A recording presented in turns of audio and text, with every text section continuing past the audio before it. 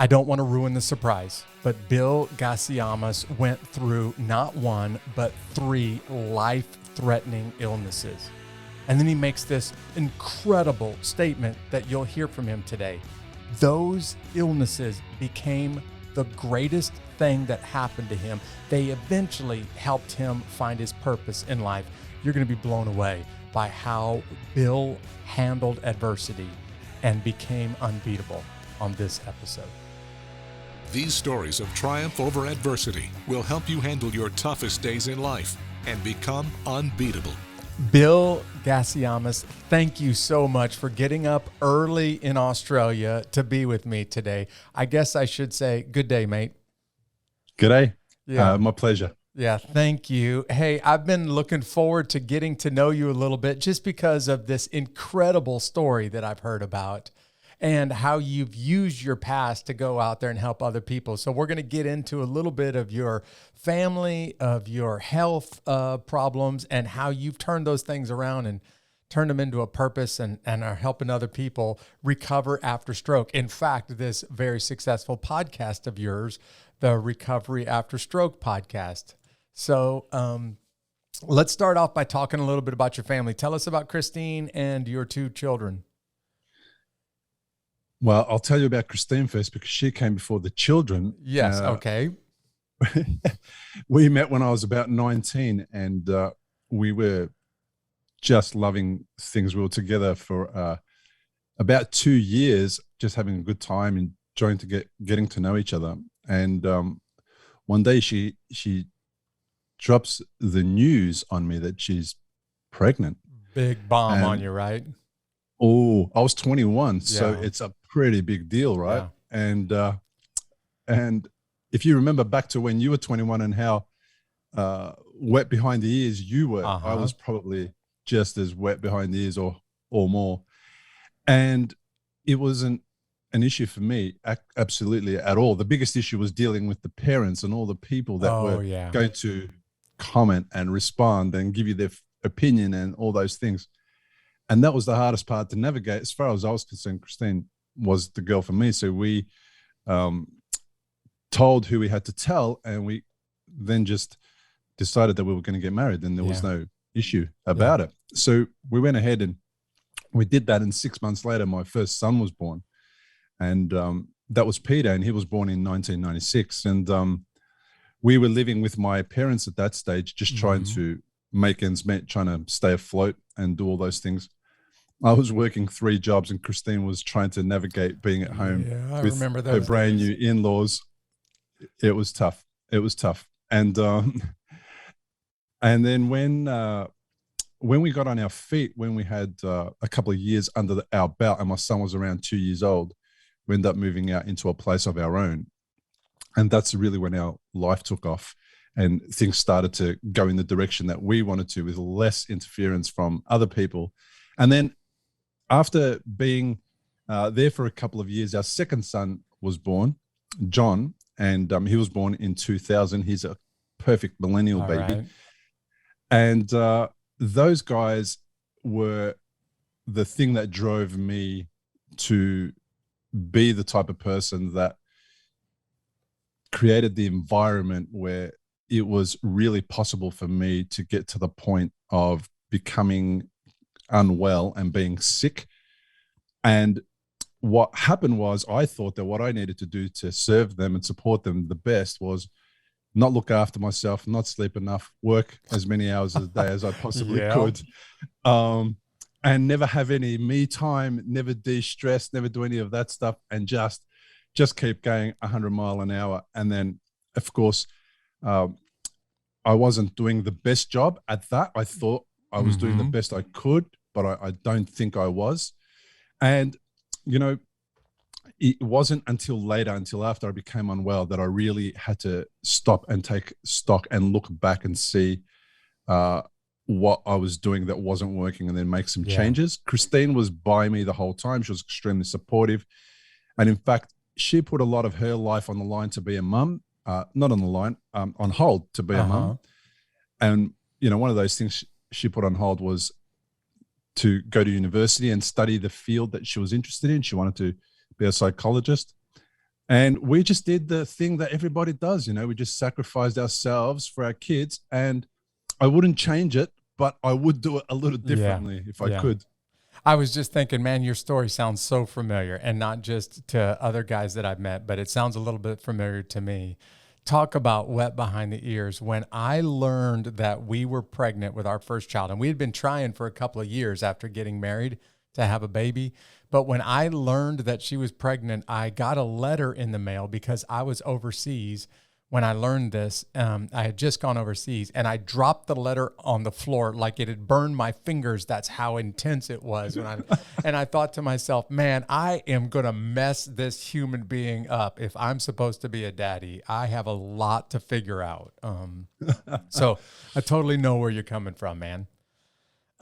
For those people who are driving right now who don't get a chance to see you, now others are watching this podcast, but for people that are driving and listening to it and they can't see you, just watching you and listening to you, no one would ever know that you've had some health problems in the past. But you've already alluded to it a couple of times when you talked about being unwell.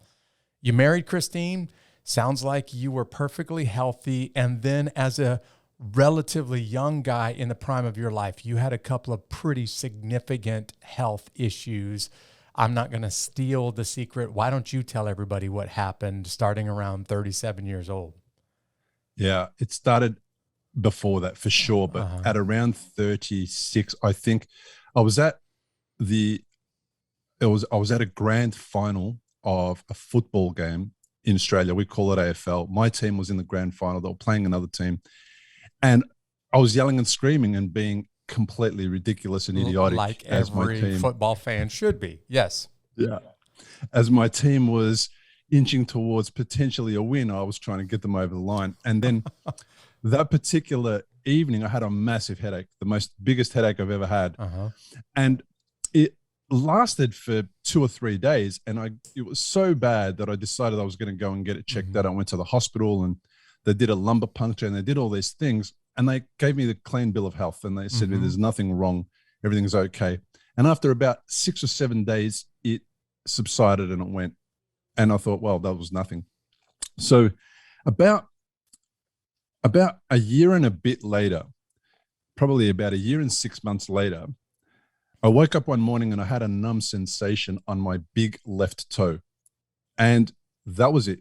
And I was at the gym, and that's the reason I noticed it, because I went to put my shoe on and it just felt a bit weird, but it's just a big toe and it's just a little bit of numbness. So it's not going to stop me getting Who on with my life. needs one of those, right? That's it. So I just ignored it and went about my business. And we have a proper maintenance business. So, we had work to do and all that type of thing.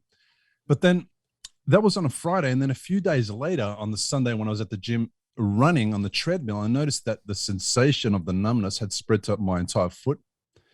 And again, I didn't think anything of it. I just kept running, but I noticed I couldn't run on the treadmill the way I normally could. It was a bit weird. So I went about my business. Now I was being in property maintenance, we're always lifting heavy things and doing the wrong thing. So I made my chiropractor responsible for my back health. So every time I did something wrong, I had him on speed dial and said, you need to fix me up. I need to get back to work tomorrow. And that's what I did. And when I got to the chiropractor's appointment that Monday after the Sunday run, that was a bit weird. I said to him, I think I've done something to my back. I'm feeling like this. And he said, there's no apparent cause or reason why you might be experiencing that numbness. And it's not a result of your back. It might be some inflammation that's occurred that's coming up. Just keep an eye on it and get back to me if you need to. So the next 2 or 3 days evolved and the numbness had spread all the way up to my hip. And now I couldn't feel my entire left leg. Oh my goodness. And And my wife, Christine, goes, you're walking funny. And I said to her, what do you mean I'm walking funny? I'm not walking funny. Just leave me out of it. I'm not. She goes, what's the matter? I said, I don't know. My leg's a bit numb, but there's nothing wrong. I want to just pause for a second. Any rational human being would say, a guy in the prime of his life who's as fit and healthy as you are, who says, my leg is a bit numb, but there's nothing wrong. The second half of that statement does not work with the first half, but please continue. It totally doesn't. And it doesn't get better, Jeff. And nonetheless, I said to her, look, I just I'm going to make another appointment with a chiropractor because I know that he'll sort it out for me. I rang that chiropractor on the Wednesday, and his receptionist answered. She asked me, "Is it urgent?" I said, "It's not urgent." She goes, "Great, because he can't see you today. He can see you on Friday." I said, "All right, Friday's fine. Now, make it the last appointment of the day, so when I get there, I can get all my work done during the day, and I don't get interfered with, you know?" She said, "Fine, that's great." As the days progressed, the numbness spread to my entire left side. So by Friday morning, I couldn't feel my left side. And I went to climb a ladder at work, and my left leg wouldn't stay on the rung of the ladder. So I looked down and saw there was some water at the bottom of the ladder. And I thought, oh, it must be the shoes slippery. So I picked up my leg from the knee, placed it on the bottom rung of the ladder, and then proceeded. Absolutely nothing's wrong. Just keep working. Nope, nothing's wrong. Keep working, keep going up the ladder, show the guys what they needed to do for me, come back down the ladder, get through my entire day, and then go to the chiropractor about 4:30 p.m. And then the chiropractor puts me on the table and within a minute says, "You have to go to the hospital. There's nothing wrong with your back." And I said to him, "Hang on a sec. I can't go to the hospital. I've got work tomorrow." And we argued, and he argued back. And eventually I went home. And my wife said, Christine goes, "How come you didn't go to the hospital when you said so?" I said, "Because I've got to work tomorrow, Christine. You know what's going to happen. I'll go to hospital. They'll keep me in, and then I won't be able to get to work tomorrow." And she said, "Why don't I take you to the hospital? They'll show you there's nothing wrong, and then you can go to work tomorrow." And I said, "Great idea." Perfect. We went to the hospital. We went to the hospital. I sent her and the boys home because I knew I was going to be there for hours. And then at about 11:30 p.m. that night, the doctor came in, the first doctor that came in, and said to me, "Well, there's a shadow on your brain and we don't know what it is. And you need to stay here for a little bit longer." So and you were thinking, "See, Christine, I told you." I told you. So what I did is I sent her a message back and lied to her and told her they haven't found anything yet. And see, now they're keeping me in overnight. We'll talk in the morning, because I didn't want her to have a terrible night's sleep. And that was the beginning of the process that found the first brain hemorrhage in my head. And the cause of that brain hemorrhage was unknown for 3 years. And I spent 7 days in hospital. They did a barrage of tests, and then they sent me home. No work, no exertion, no driving, no nothing. Just go at home and stay home. Come back if anything gets worse, and come back and see us in 6 weeks for your follow-up appointment, just so we can see how this thing is tracking. So just about a day before my 6-week appointment, against doctor's orders, I went to work, and I was almost going to drive, and I rang somebody at the last second and said to them, "Come and pick me up and take me to work with you guys, because I can't be at home anymore." And while I was there, I was watching them paint this massive wall, and I was sitting on a chair watching them paint, and my left side started to go limp on me, and I couldn't straighten myself up, and the room started to spin, and I started to feel nausea. I rushed the guys up and told them to finish painting the wall that they were painting, to take me home.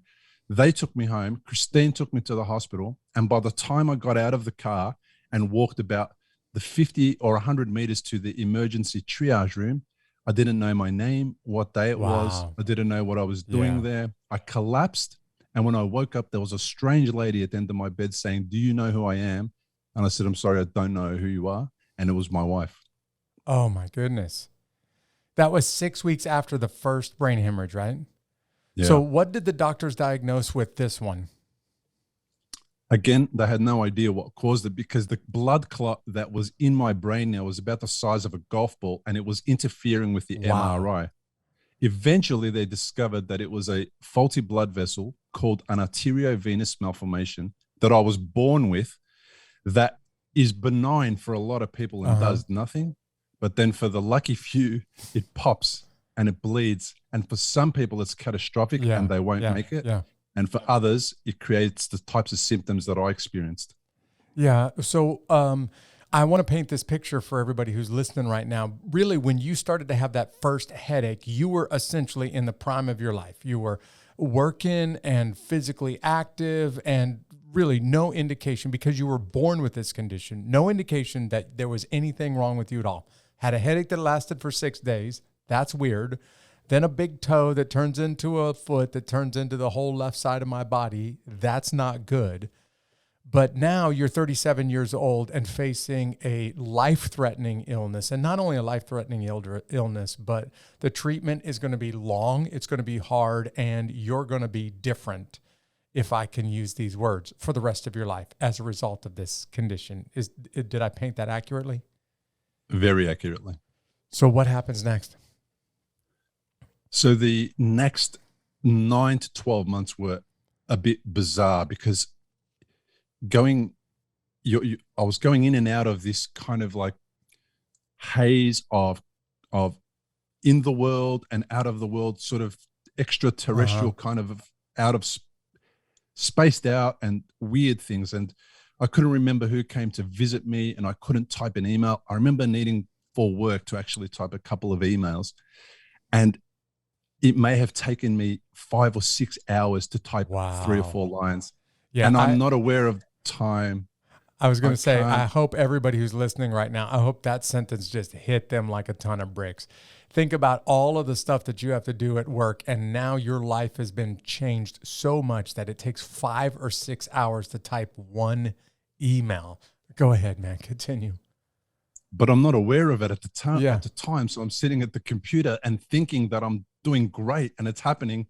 And then I realized that 5 hours have elapsed, and it's like, how did I take 5 hours to type an email?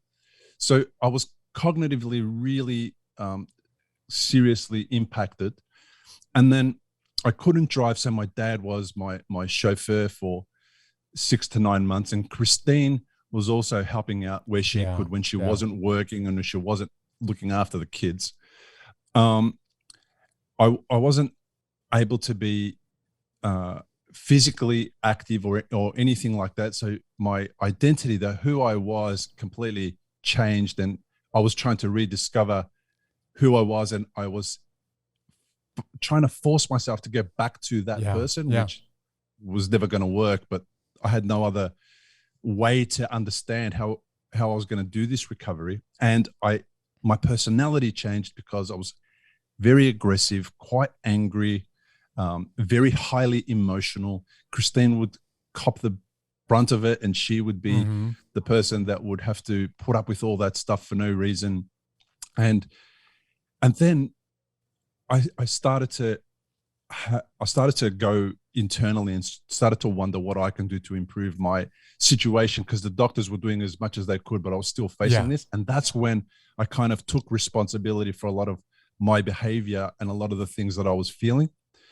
And I sought out counseling and a whole bunch of other things that I could do to impact my life in a positive way while I was going through this really uncomfortable and terrible time. Yeah, let's talk. Let's pause for just a second. I want to come back and talk about this 6 to 12 months of recovery. But it's occurred to me, just listening to you now, about Christine and just how significantly this impacted her. And not just her, but anybody who's gone through a stroke or some pretty significant, cognitive issues. The guys and gals that I know from the military that have gone through traumatic brain injury or through something like that. What you're describing sounds exactly like their world. But I cannot help but think about the family. Christine married this guy who was aggressive and who was a go-getter and who was extremely active and had some character issues, obviously. But, you go through a transition and become a different person, and it's happening right in front of her eyes, and you don't really even have any control over this, but she's now married to a very different man than she met years earlier. Can you, for just a moment, describe how that played out for her and your sons, watching you go through this transition and not having any control over how this thing turns out, and maybe even a little bit scared of who you're going to become?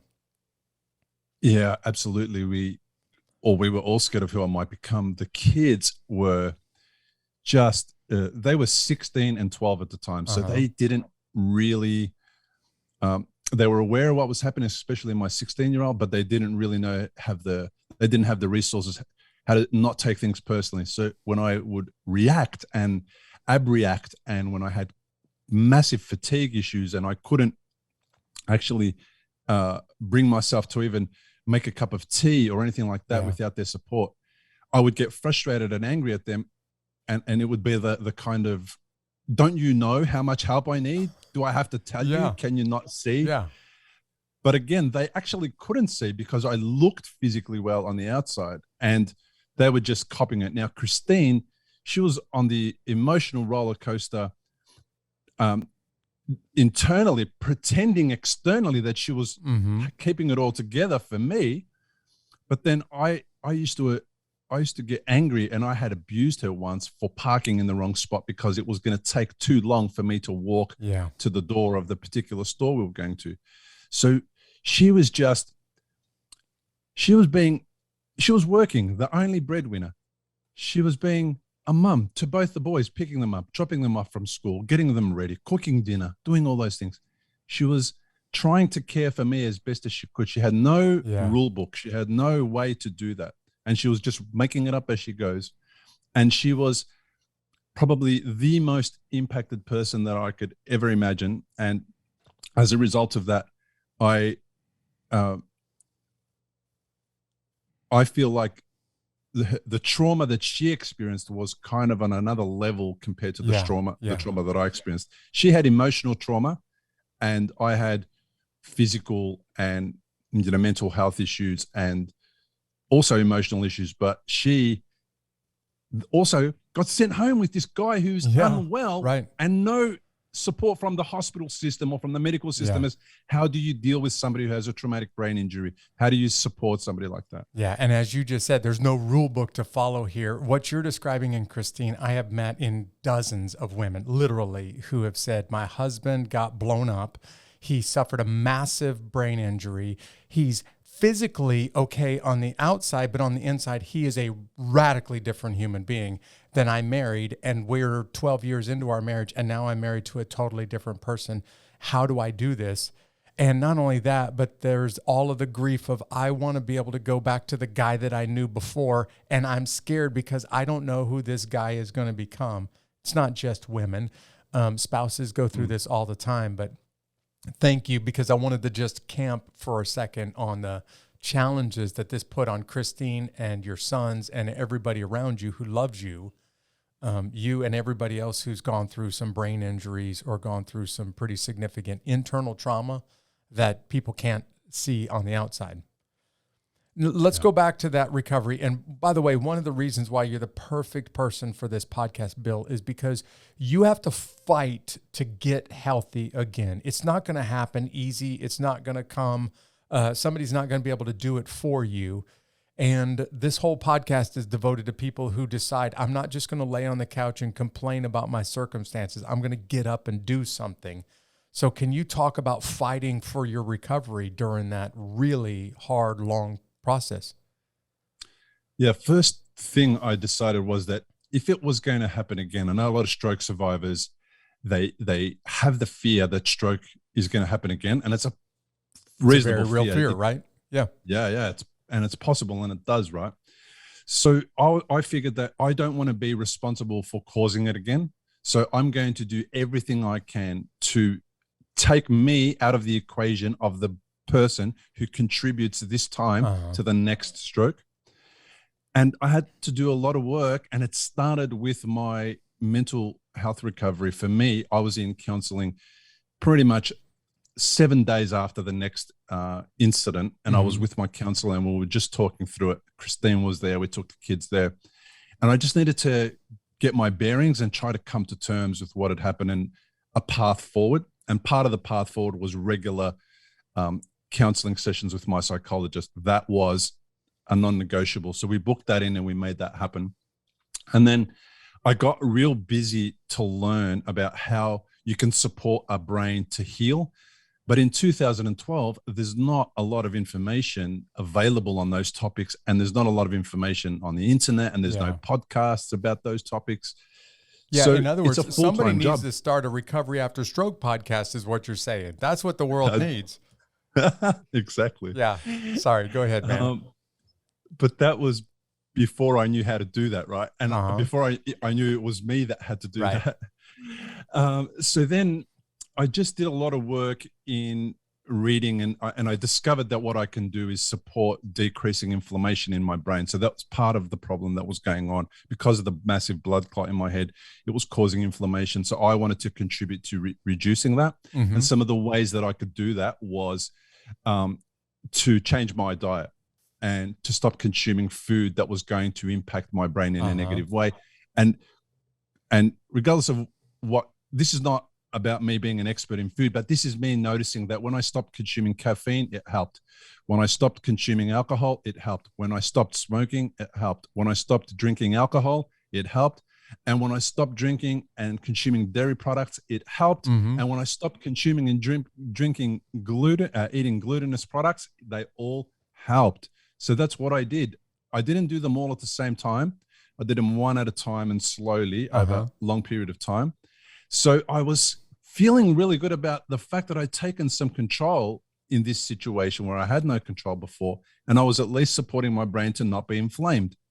And that then creates a situation for healing to occur a little bit more rapidly and a little better. And the most next important thing that I did was I started to do some internal work, meditations about me, and just checking inwards and checking in with my heart and just trying to discover what are some of my own traumas that I had to deal with and overcome from my past and the current ones. And I worked on dealing with those.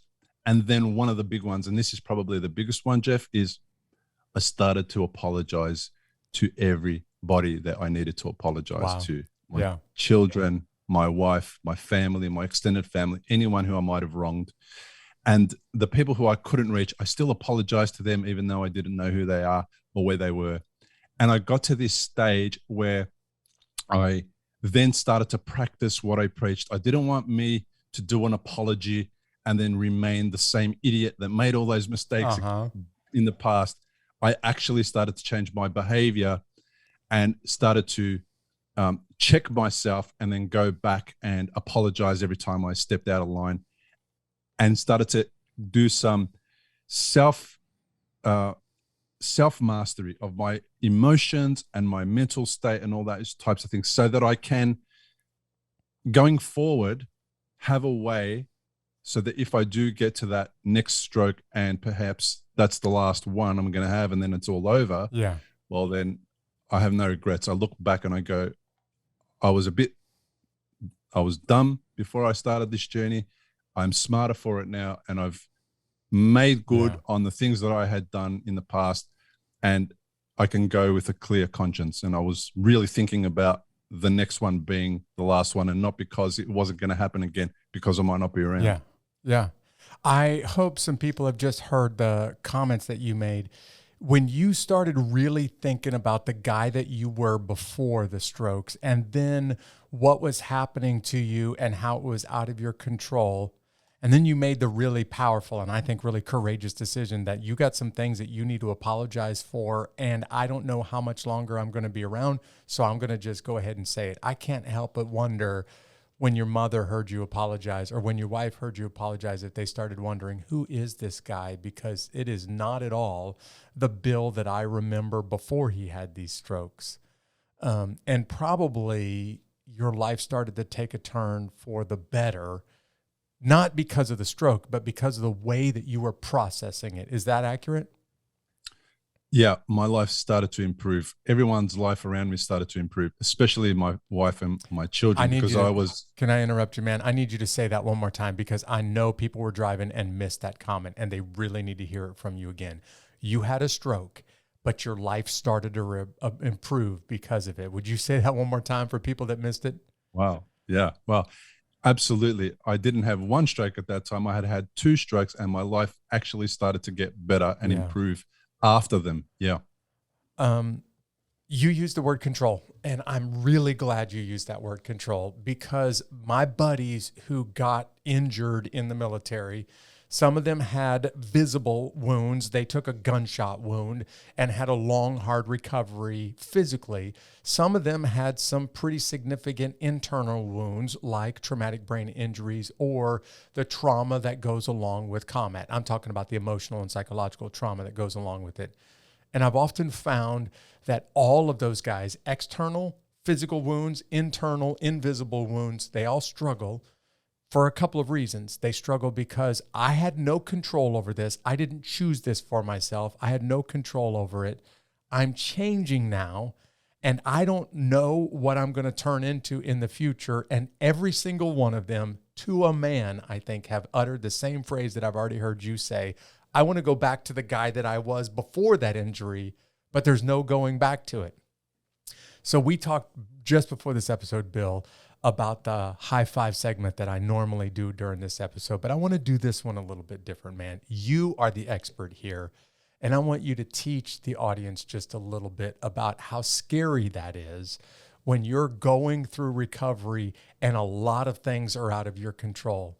And the guy or gal that gets too scared by losing control and not having any idea what the future holds, they'll just stop doing the hard work, and they'll end up on the couch and become a victim of their circumstances. Can you help people?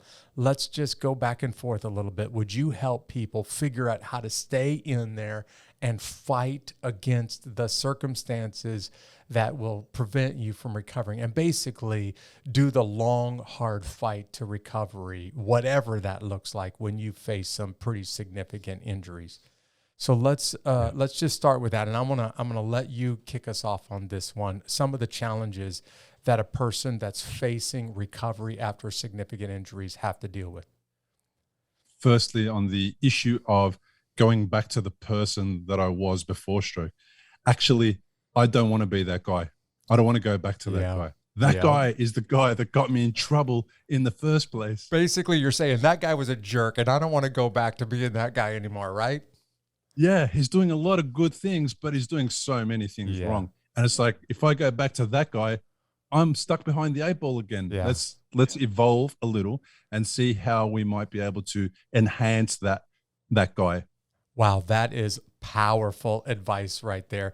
Everybody who's stuck in that recovery process of trying to get back to who you were before you got the gunshot wound or the invisible wounds, keep in mind that there's no going back. And by the way, you weren't a perfect person before then, so why don't you learn and grow as a result of it?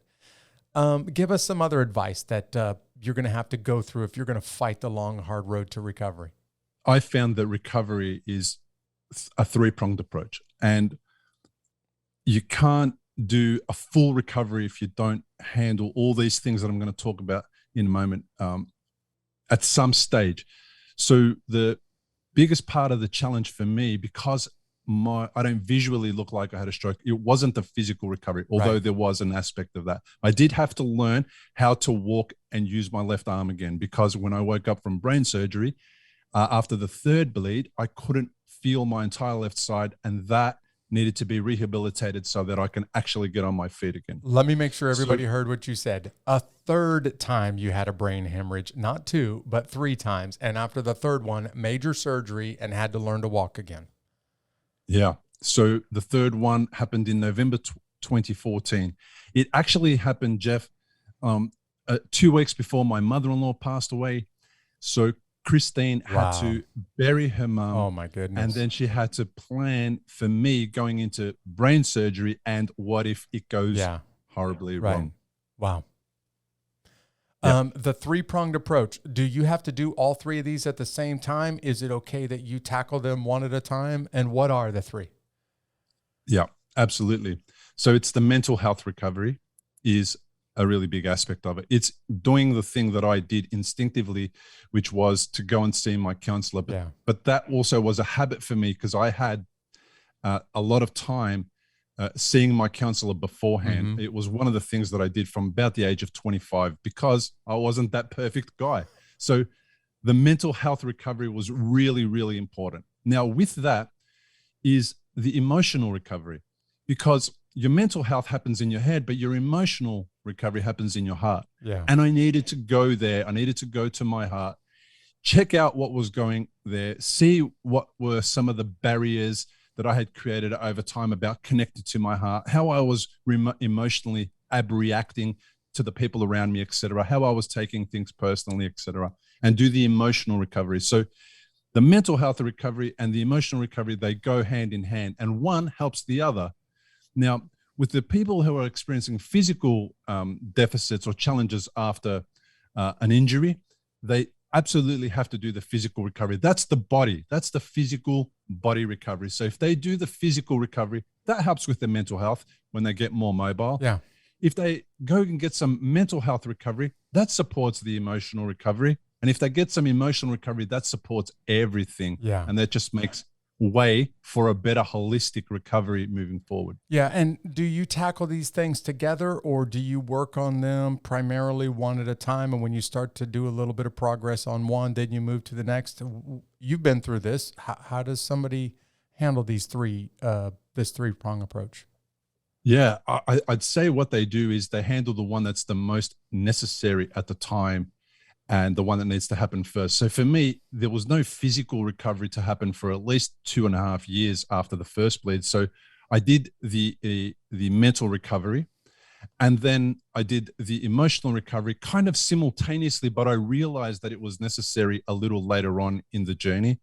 And then I did the physical recovery when the time was right. Now, the order doesn't matter. What matters is that you have an awareness that all three things go hand in hand, and they have to happen at some point in time. And the one that you're avoiding the most, say you're avoiding the emotional recovery the most, that's the one you have to do the most. I was just thinking, you're describing every strong warrior that I've ever met, guy or gal. They get a major injury, their arm gets blown off. Immediately they start to focus on the physical recovery. There's always this challenge of, I'm no longer able to do with my both arms, because I only have one now, what I used to be able to do. So I'm not as valuable of a human being. Man, that's a real struggle that they have to get over. But what is most scary, and few of them will ever say this out loud, is having to deal with what's going on in their heart about this and all of their struggles and their challenges. And I found guys and gals that can make incredible progress physically, but they just get stuck. And I mean stuck for 20 or 30 years. Listen to me, 20 or 30 years, because they haven't done the hard work of the mental and the emotional recovery from a massive injury. And I'm glad you're telling everybody you have to work on all three of these. You can't skip one. You can't because it's 1/3 of the recovery is not being done. It's a big deal.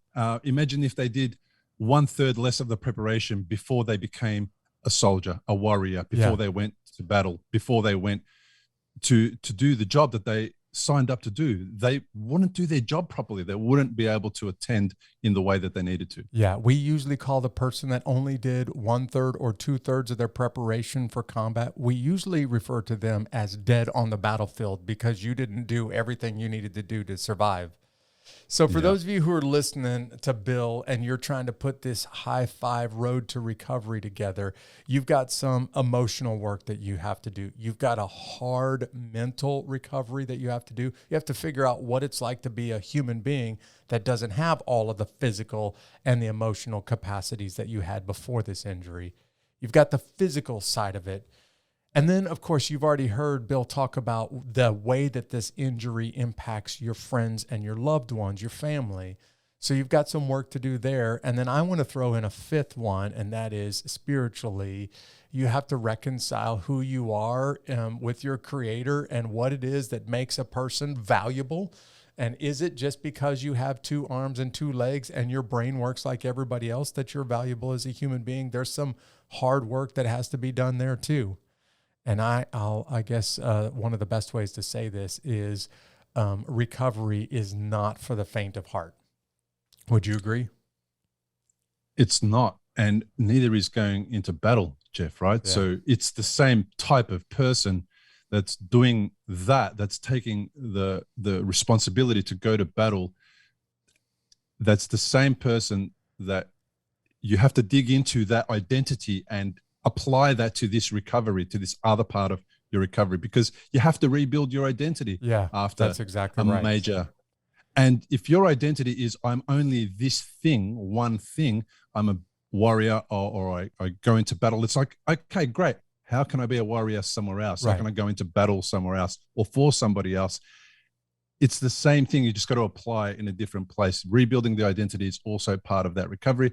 And it comes with the emotional, with the physical, and with the mental recovery, because you start to go to places when you're doing those recoveries that you've never allowed yourself to go before. And then this new version of you emerges, and you're not making it happen. It's just emerging. It's just something that occurs. Yeah. And perhaps the new version of you is a much better version, even though it has been injured severely, than the earlier version of you. I want to wrap this episode up, giving you a couple of minutes to talk about two powerful statements that I heard you make. And I really need our listeners to learn this from you. You made the statement that it ended up becoming the best thing that ever happened to you, and it helped you find your purpose. I need you to unpack that for everybody, because anybody who's listening in the prime of their life would say, if I had to go through what Bill went through, I think I would just throw in the towel, because all I know of myself is I'm strong and I'm smart and I'm competent and I'm able to do things. And then you lose all of that through no fault of your own. So would you just kind of wrap things up by telling everybody, how did this become the best thing that ever happened to you? How did it help you find your purpose? If I didn't make it after that first, second, and third bleed, I wouldn't have had enough time to discover the true me. And that would have been the worst possible outcome, because at 37, it would have all been over. The thing is, I had this second chance and third chance and fourth chance. Yeah. And it's like, wow, isn't this amazing? How many people get that many chances to make things right again, right? Bill has 9 lives is what you're hearing him say. And then some. So what came of that was I started to, as I approached my recovery in this taking that three-pronged path and rebuilding my identity and surrounding myself with amazing people, I came to the point where I was challenged by one of my friends, and Michael said to me, why don't you, how do you want to deal with this? Like, what do you want to do with it? And I said, I want to share it with people. I want to teach people. I want to grow them. And I live in a place in Melbourne called Preston in Australia. And he said to me, so where would you like to do this? And I said, I'd love to do this in Preston. And he said, well, how many people are you going to reach in Preston? And I said, I don't know, 5, 10, 50. And he said, you know, there's this thing called the internet. Aiming for the stars right out of the gate, right? Yeah. He goes, do you know this thing called the internet, and you could go global? And I said, well, okay. I don't know what that is, but I'll leave that in the back of my head. And at some point, what happened was I got to the stage where I thought, in order for me to fulfill the gap that I had in my life back then when I was looking for solutions, I needed to create the solution to the problem that existed. And that was, there was not enough information online. So I took upon myself to create a podcast, to learn all the things I needed to learn, to get a podcast up and running and interview other people who had gone through something similar to me and had come out the other side, whether they were bruised, battered, missing limbs, or whatever it was, but that they'd come out and they were willing to share their story. I found that by helping them do that, they were healing and recovering. By me doing that with them, I was healing and recovering. And at about episode 100 or so, I heard myself say to one of my guests, I think this is the best thing that ever happened to me. And you had to do a double take when you said that, right? Like, wow. Yeah. I couldn't really believe it. It didn't really sink in for a while. And then I thought, I think I found my purpose. Now, finding my purpose was not something I was searching for. It's something I stumbled across, but it was doing something that I did in service of other people. Right. And when I started to serve other people, I started to get so much back. Yeah. Way more than I could ever give. And then from that, I'm feeling like the purpose of my life is to support and help other people overcome adversity, share stories of recovery, inspire people. And that is not the guy that you would have met before 37. That guy would never have done that stuff.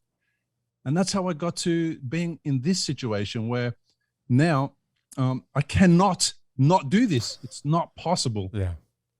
Yeah, it's beautiful what you're describing right now, man, because you went through some pretty significant things, not once, but multiple times, and didn't really have the network that you needed to get through it well. So you just decided, I'm going to become the network for other people. I'm going to help them have what I didn't have. And it feels good to help others when they're really struggling, especially if you've already been down that road. So, Bill, you have a podcast, a successful podcast called Recovery After Stroke, but that's not it. You're making your way through a book right now. You're, I think, about 60% done. What's the topic of the book? You got a working title that people can look for on the shelves one day?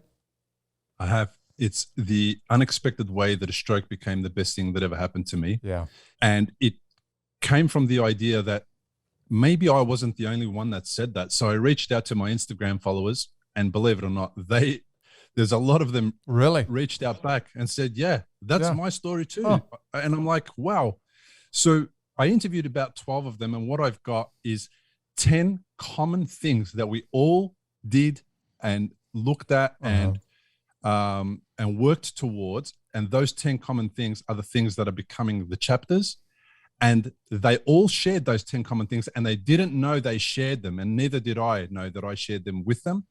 And those are the things that are going to become the 10 chapters that make it possible for potentially some people to get to stroke becoming the best thing that ever happened to them. But of course, this is applicable to anybody at all who is coming through adversity. I hope that the listeners didn't miss this. I didn't miss this, but I hope they didn't miss this. You didn't make 100% cognitive recovery after stroke.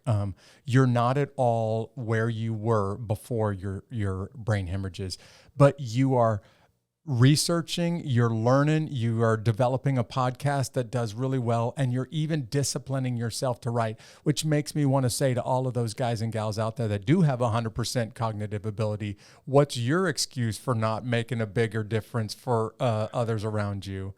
But Bill, I got to say this, you're making a big difference, not just for people that have gone through some brain injuries, but you're making a big difference for people that have suffered some kind of injury and they don't have the tools to recover. You're helping them get up off the couch, stop feeling sorry for yourself, and do the hard work to recover as much as you're able to from what you've gone through.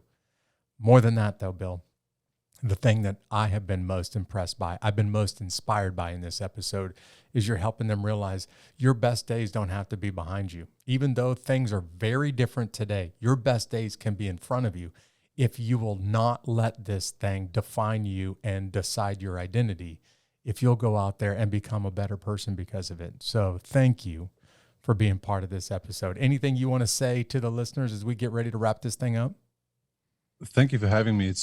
I truly appreciate it. And this is what's possible. It's possible for me to go through stroke recovery, struggle for quite a number of years, and still not get back to the full physical health that I had, but actually enjoy my life better, be a better version than I've ever been, be healthier than I've ever been. And as a result of that, get invited to be on podcasts with people all around the planet that I've never, ever would have expected this other 37-year-old person to ever do. Yeah, what a beautiful opportunity to get up at some crazy early hour in the morning in Australia to appear on this podcast in the United States. That wouldn't have happened if it wasn't for those strokes that you went through.